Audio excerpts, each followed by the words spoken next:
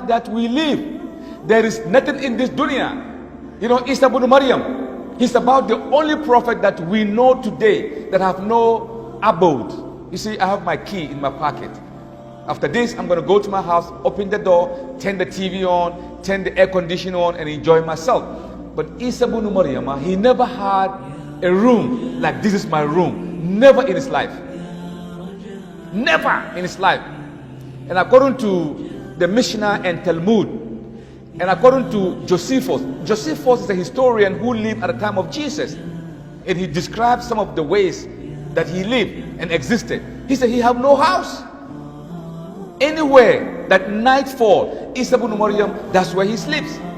At one point in time, Josephus make mention in one of his apologies that Isa ibn Maryam said, the rocks are my pillow, and the ground are my bed, and the moon is my light, and the fruits are my sustenance, and the wealth is in the depth of the ocean, in the depth of the earth. I have everything.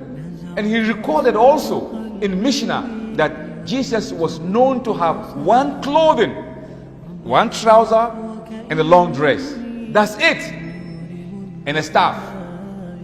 And a calabash around his neck. Around his waist. That's his possession. So in the morning when he rise up, he eat the fruit and he keep on with the Injil, giving the gospel, calling people to Allah. That's what he does. So one day, Isa ibn Maryam was preaching by the river Jordan.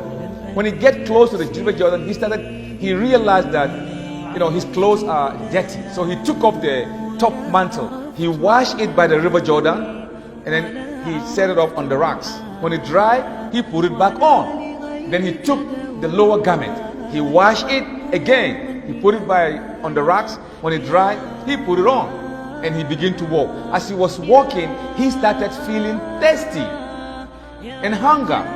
So he went by the other side of the river Jordan and he took his calabash and he grabbed some water. Look at this. He grabbed the water. He was about to drink. Then he saw an ordinary man at the other side of the river using his hand to collect the water. Isa ibn Maryam, he threw away the calabash and he fell down in prostration, crying and asking Allah to forgive him. Forgive him what? The calabash. The calabash. Because he was thinking, I'm Isa ibn Maryam. I'm one of the ulul azm, closer to Allah subhanahu wa ta'ala. Yet, I have qadara in this dunya. I have property. Look at this ordinary man with his hand drinking water. Me, I have a calabash, subhanallah. He threw it away. And he fell down in prostration, asking Allah to forgive him for attaching himself in this dunya. Zuhud. They are running away from this dunya. Running away from this dunya.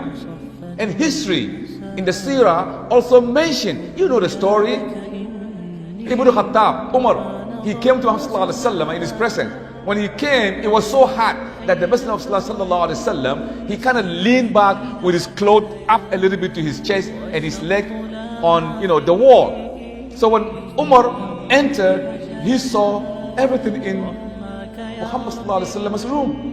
He said, Ya Rasulullah, look at your room. It's all sandy, and your staff, and you're safe. Ya Rasulullah, we are on the right track. The Romans, the Byzantiums, they're enjoying having beautiful mansion and palace. Can't you pray to Allah to give us sustenance?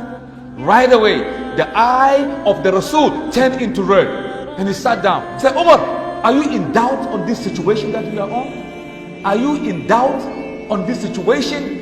If the earth and whatever is in it would Allah have a little merit like the one wing of a mosquito, Allah will never give an unbeliever a water to drink. There is nothing here. Whatever you see is Bola. Whatever you see, Mercedes Benz, you drive and enjoy. Are you going to take it on your bed if you go to sleep? Why don't you take it to your bed? Why wouldn't you bought it half, maybe 10 million, 25 million. Why don't you take it to your bed? Why would you leave it outside? Dogs, lizards, monkeys moving around it. Dogs even pee around it. $500,000 worth of Mercedes Benz out in the streets. That tells you something.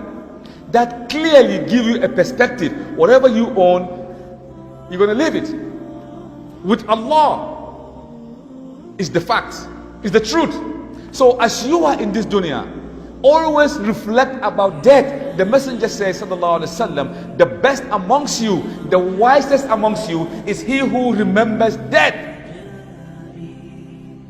You might have a position,